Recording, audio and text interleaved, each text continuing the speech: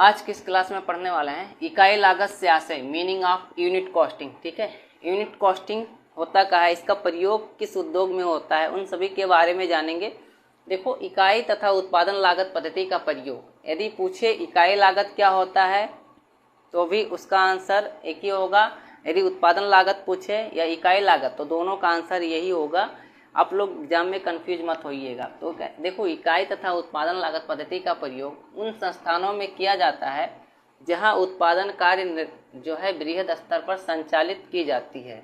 Production का जो कार्य है वो लगातार क्या होता है, बृहद स्तर पर प्रोडक्शन किया जाता है एवं एक समान प्रकार की इकाइयों का उत्पादन किया जाता है। ठीक है, वहाँ पर एक समान प्रकार की इकाई या यूनिट का प्रोडक्शन होता है, अथवा ऐसी इकाइयाँ जिन्हें समान प्रकार की इकाइयों में परिवर्तित किया जा सकता है उत्पादित की जाती हैं। ठीक है, जिसे हम एक समान प्रकार की इकाइयों में चेंज कर सकते हैं या उत्पादित कर सकते हैं, वहाँ पर जो है इकाई लागत मेथड का प्रयोग किया जाता है।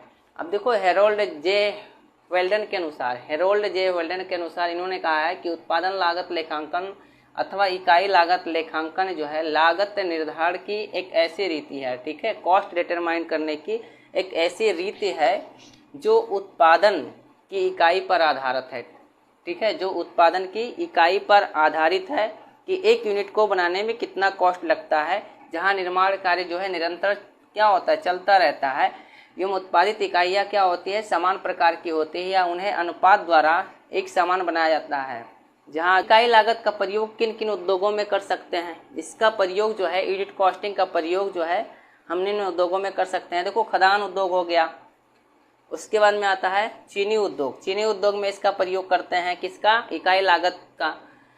उसके बाद में आता है ईंट भट्ठा उद्योग में इकाई लागत का प्रयोग करते हैं या यूनिट कॉस्टिंग का प्रयोग करते हैं। वहाँ पर एक ईंट को बनाने में कितना कॉस्ट लगता है, ये सब को ज्ञात करना आसानी हो जाता है किसमें, यूनिट कॉस्टिंग में। उसके बाद में आता है कपास उद्योग में इसका प्रयोग होता है, कपड़ा उद्योग में इसका प्रयोग किया जाता है, सीमेंट उद्योग में करते हैं, फिर चमड़ा उद्योग में इसका प्रयोग किया जाता है, फिर दुग्ध उद्योग में किया जाता है, आटा चक्की उद्योग में यूनिट कॉस्टिंग का प्रयोग करते हैं, कागज उद्योग में भी इसका प्रयोग करते हैं, और उसके बाद चाय उद्योग में इकाई लागत मेथड का प्रयोग किया जाता है। ये हो गए यूनिट कॉस्टिंग।